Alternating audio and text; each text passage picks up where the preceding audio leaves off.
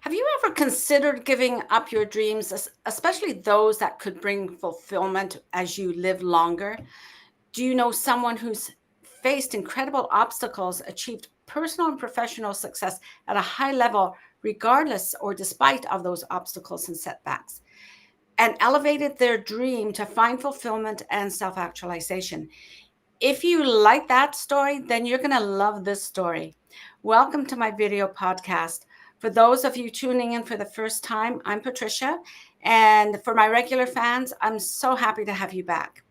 Today's guest is truly inspirational. Marica was a determined immigrant kid. I think some of you will be able to resonate with that, who battled health issues as well as being an immigrant and turned her struggles into triumphs and fulfillment and self-actualization.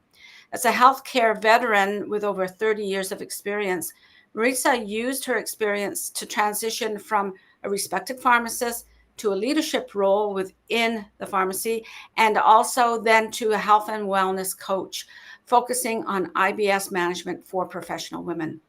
Her story is a testament to the power of perseverance and a will to make a difference. Join us as we delve into Marica's journey, highlighting the challenges she overcame, her successful career in healthcare, and her decision to pivot towards a more fulfilling path. Expect to be inspired and learn what it takes to never give up on your dreams. Marica, how are you today? Hi, Patricia. I'm great. Thank you so much for having me Oh, and that amazing introduction. Um, it has been an interesting journey, and I reference the immigrant kid perspective because mhm. it actually gives depth to the journey when you go back to the beginning. It does, doesn't it? Because it forms who you are going to be for many years in the country that you've landed in as an immigrant, right? Yeah. So many of us were immigrant kids, and so we had new learnings. Even if English was still our first language, I know it probably was not for you, but No. even with our little accents that we came with, right? We had to overcome certain things. Yeah. Okay, tell us a little bit of your backstory about being an immigrant kid and also managing your health, your gut health. Sure. So I came when I was actually seven, a very long time ago, with my mom and one brother. My dad was already in Canada. I did not speak English, and Mm, it's interesting how how strong the memory is. Everything was truly foreign, and like you say, even if you do come from a country that is English speaking, the customs are different, right? The yes. rules are different. A lot of things are different. And being horribly aware of the differences, it actually caused me to be very introverted and shy. And I Mhm. wasn't before I landed. Oh, yeah. Yeah, Mhm. I was I grew up in a very supportive home with extended family and never had anything to be shy about.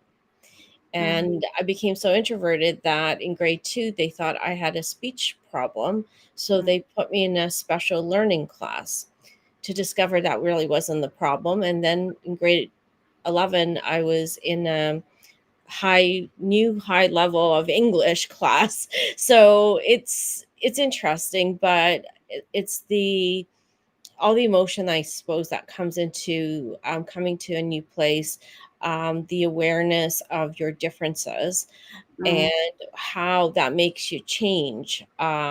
So in that journey, that's something that I recall now when I think about it. Um, and it's been really more of a journey of just moving forward, Mhm.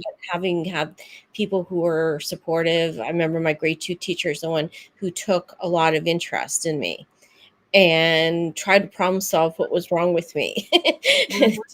to find out it was just being shy and introverted more than anything. And she actually put me in a play as a little angel in a big production in our school. So I will never forget her.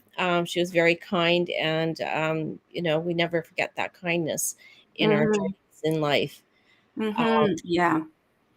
From the health perspective, now gut health has been an issue. I can think of before I even came to Canada. And I was diagnosed actually with IBS when I was in university. It was probably my rock bottom moment where I had lost weight. I couldn't eat. I couldn't sleep. There's a lot of things that weren't going well. And I was scoped from both ends, and the kind gastroenterologist told me I had IBS. So IBS, just for people who may not be familiar, is irritable bowel syndrome, and it's deemed as a functional as well as some um, nervous system disorder. So what I mean by that, it means that your bowels are not running smoothly. You either have constipation or diarrhea, or a little bit of both. And more recently, it's been shown that there's a link between the mind and the gut.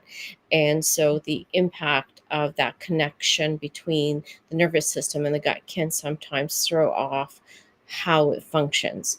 Mm. And in my particular moment, a long time ago when I was in university, I wasn't really given a lot of support and a lot of tools as to how to best manage it. There was a medication.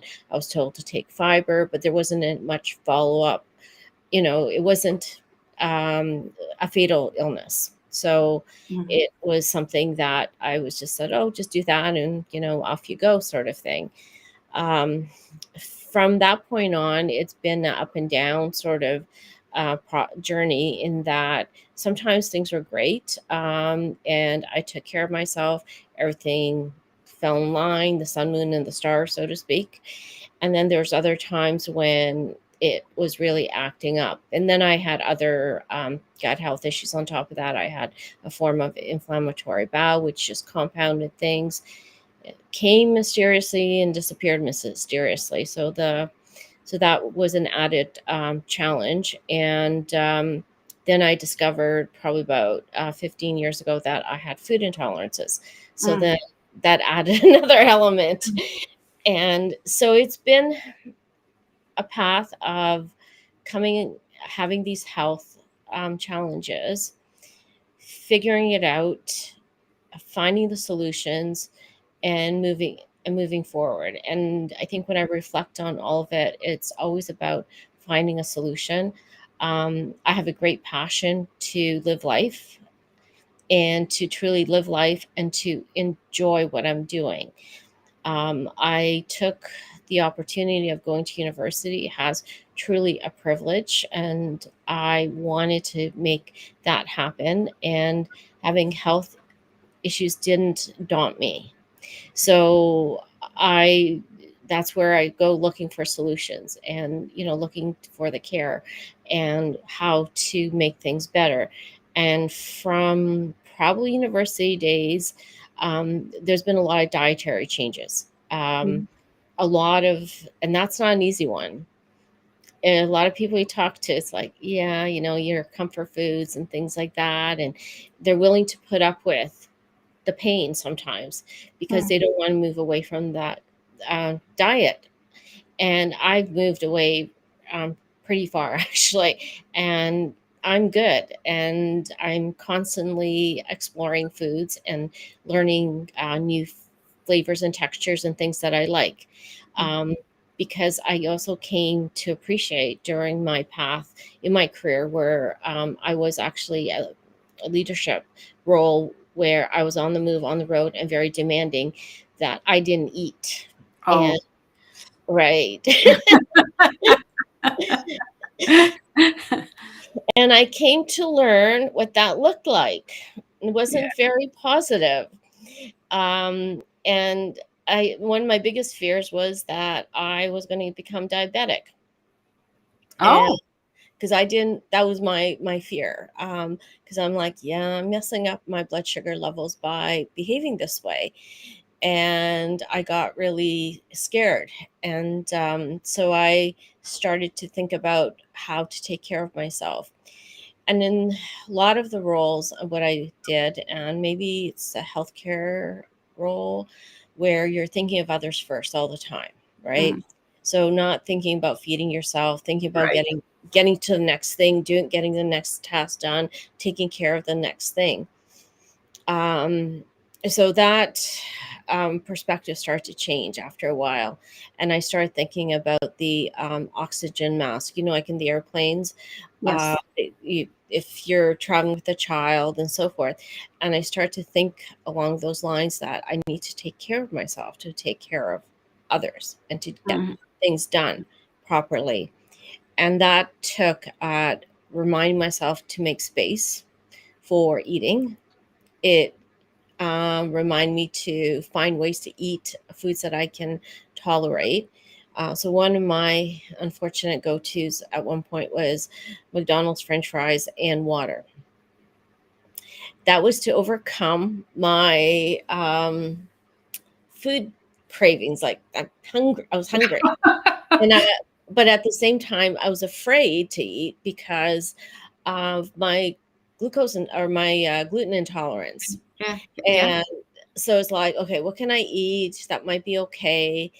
And then that evolved from, okay, now I'm going to organize and pack little wraps that I can take. Like there's gluten-free wraps I can take, and I don't have to worry about dairy, and slices of fruit or vegetables, things that are easy, like you don't need a microwave for when you're on the move. Mhm. And I start, so I'm feeling better. Strange Mhm. concept, right? Mhm.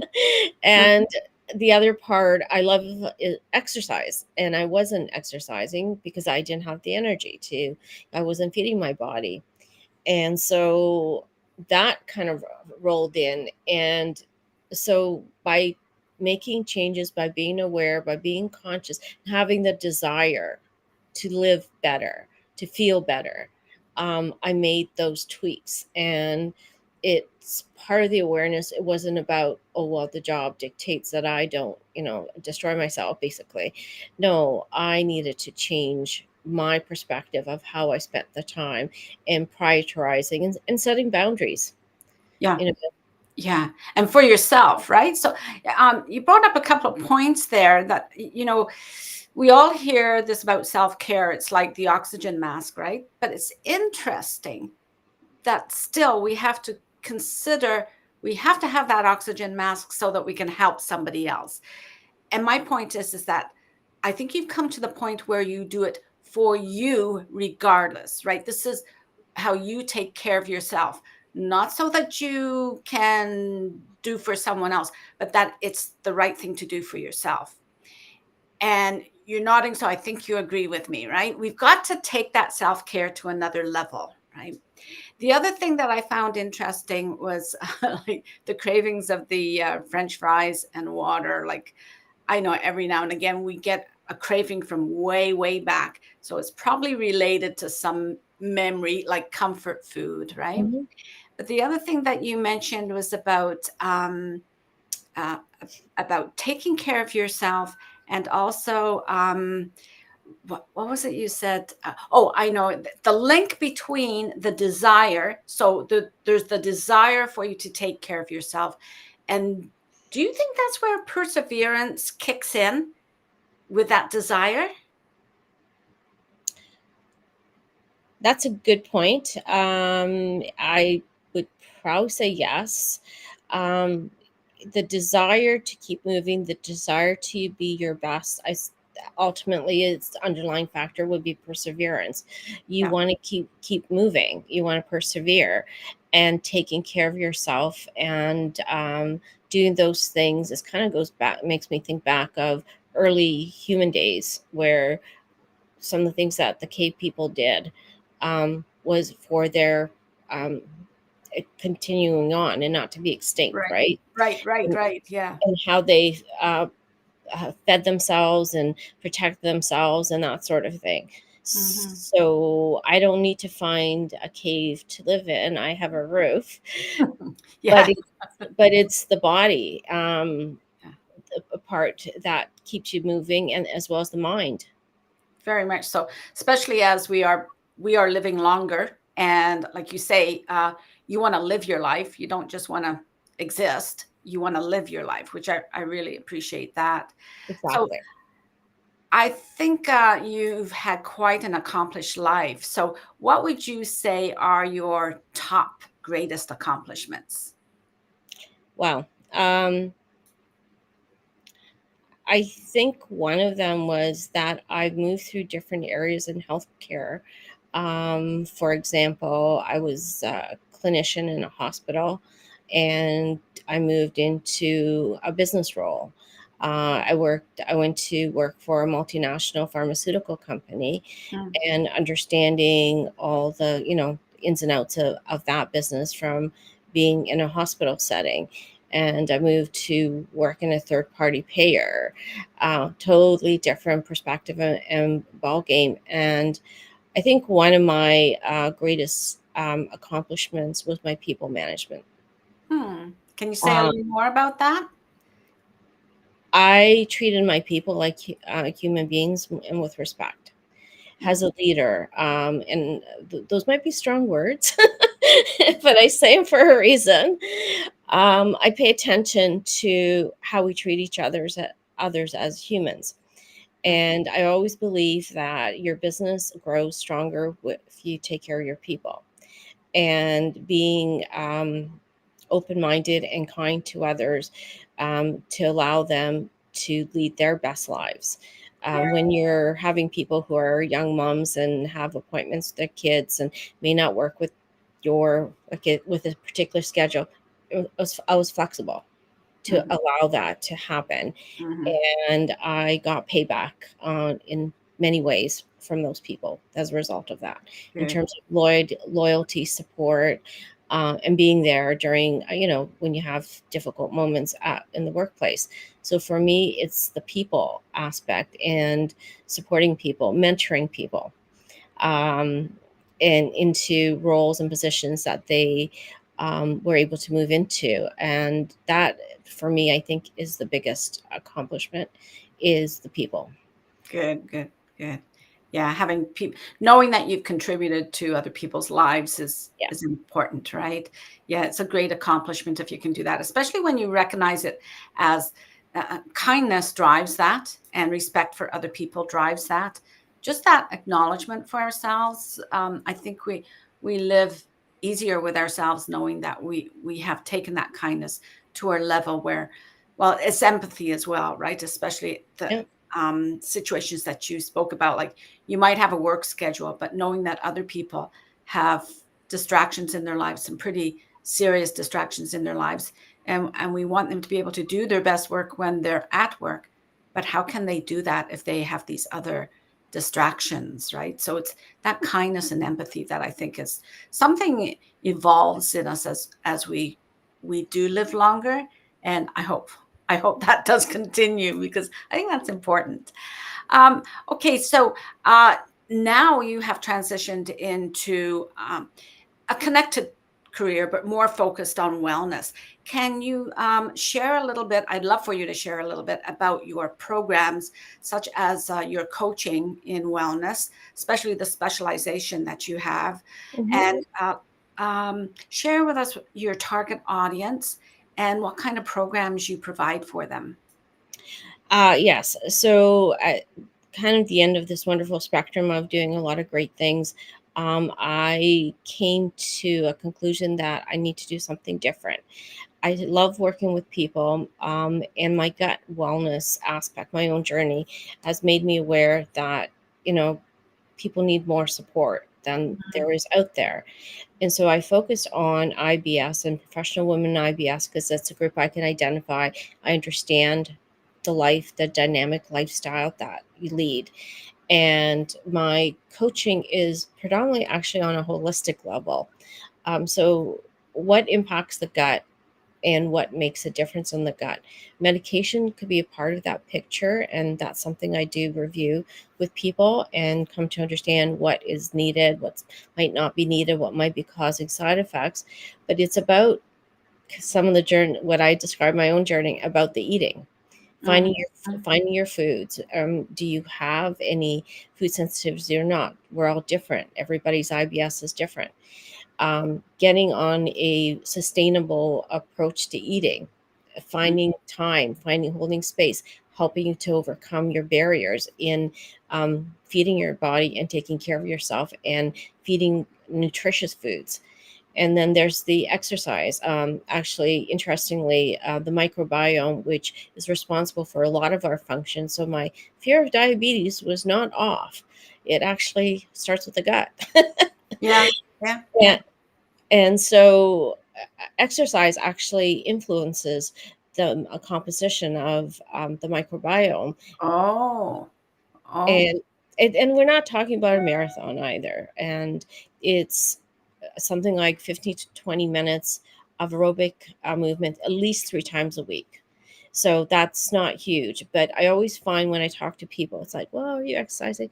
I'm busy. Well, let's find that time. Yeah. Yeah. Yeah. And there's so many benefits to regular exercise. Then the big one is stress. So with the mind gut connection, what something's going on in the brain, we're stressed out, it's affecting the gut.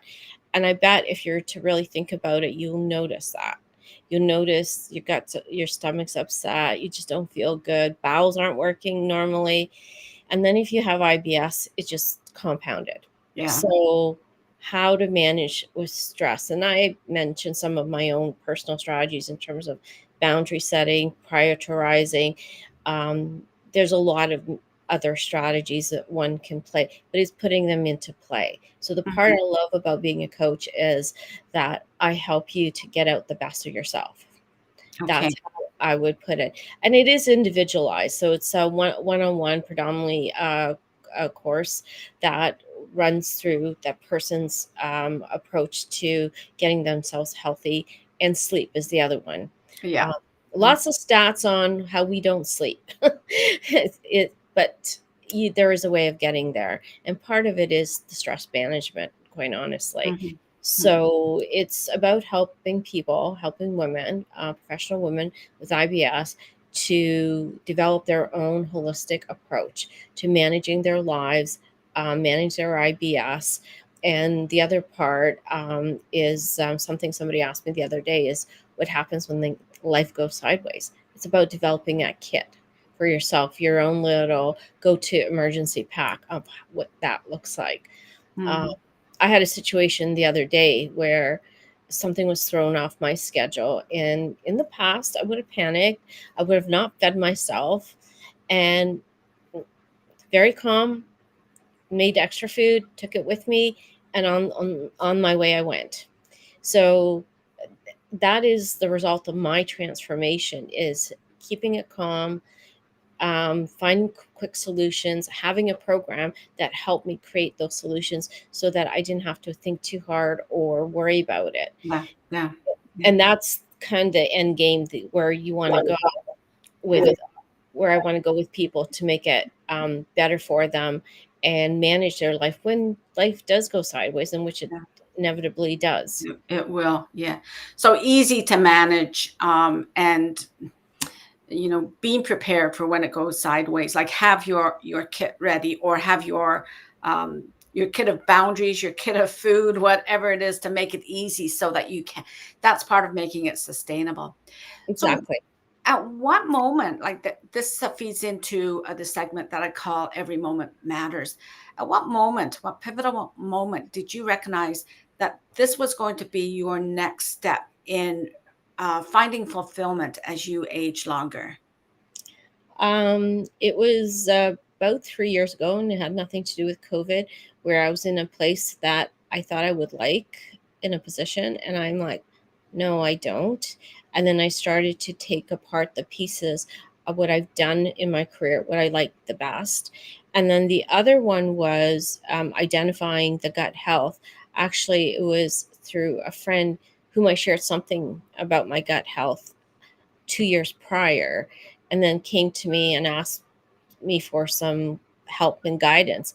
And I was really like taken. I thought, wow, that person remembered that conversation. Yeah.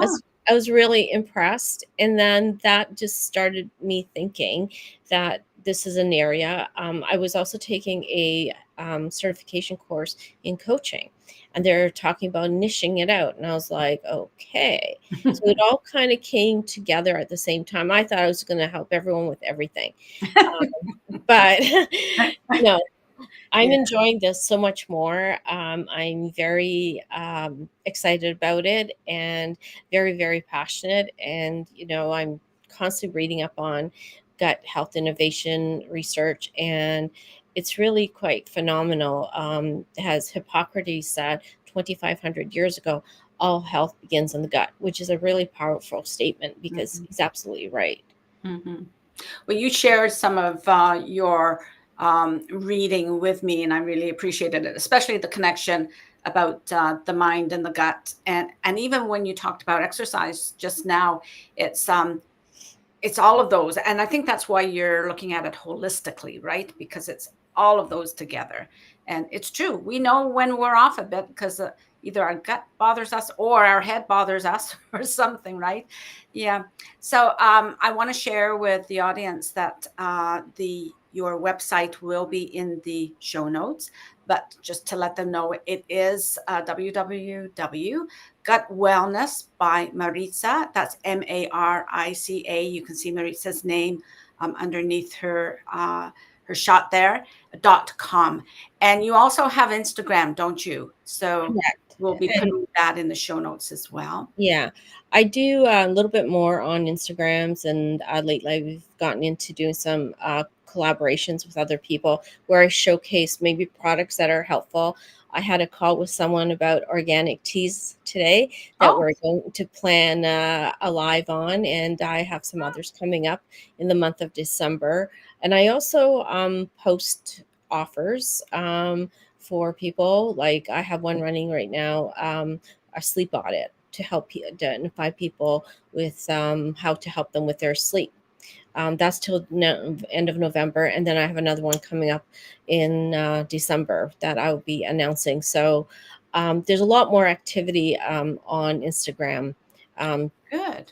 and information as well. And your Instagram is at Gut Wellness by Marica, Marica. Okay. Be sure to go and see Marica's Instagram. That's where she hangs out most often and can provide Mhm. value. Is there anything else, Marica, that you'd like to say before we end today?